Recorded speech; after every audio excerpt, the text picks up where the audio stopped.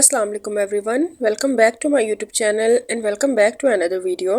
आज की वीडियो में हम अपनी poem a bird came down the wall by Emily Dickinson की फोर्थ स्टैंजा को रीड करेंगे।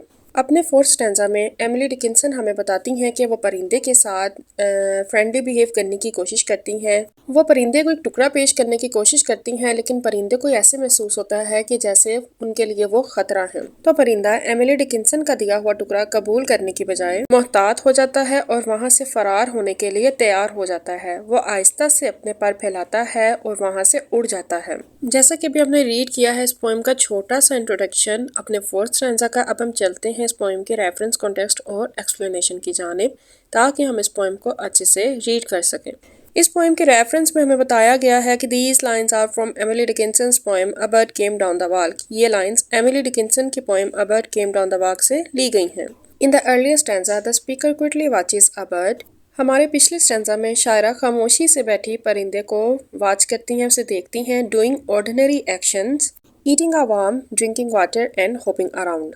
शायरा परिंदे के एक्शंस देखती हैं कि वो किस तरह से एक कीड़ा खाता है, पानी पीता है और फिर इधर उधर होपिंग कूदने लगता है या फिर उछलने लगता है।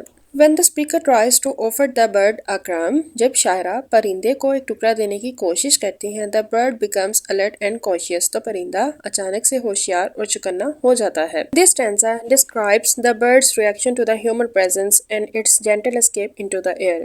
इस पोएम के फोर्थ स्टैंजा में हमें बताया गया है कि परिंदा किस तरह से ह्यूमन प्रेजेंस का, इंसानी मौजूदगी का रिएक्शन करता है।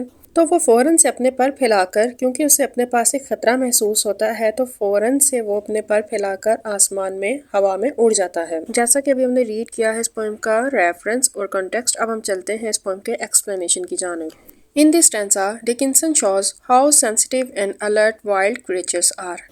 इस स्टैंजा में डिकिंसन हमें शो करवाती हैं कि हाउ सेंसिटिव के परिंदा कितना सेंसिटिव, हसास है और कितना चौकन्ना है। When the speaker stretches out her hand with a crumb, जब शायरा परिंदे को एक टुकड़ा देने के लिए अपना हाथ आगे बढ़ाती हैं। The bird acts like one in danger, तो परिंदा खतरे में पड़ने वाले की तरह becoming careful and mistrustful, careful, मोहतात और मिसट्रस्टफुल, और उसे अब मतलब शक महसूस होने लग जाता है, तो वो इस तरह मोहतात हो जाता है।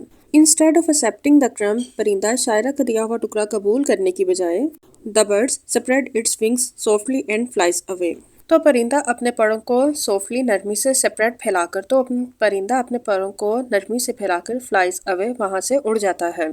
Dickinson compares the bird flights to rowing as if its wings are rowers moving gently through the air. यहाँ पर डिकिंसन ने परिंदे की फ्लाइट को, उसकी उड़ान को रोइंग के साथ कंपेयर किया है।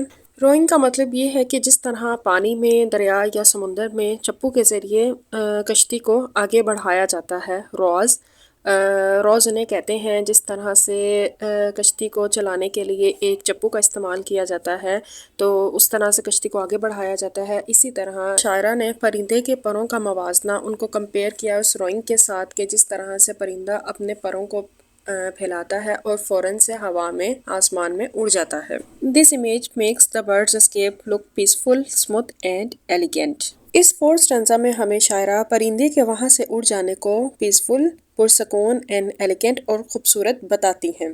तो ये थी आज की हमारी छोटी सी वीडियो, जिसमें हमने अपनी पोएम के फोर्थ स्टैंजा को रीड किया है।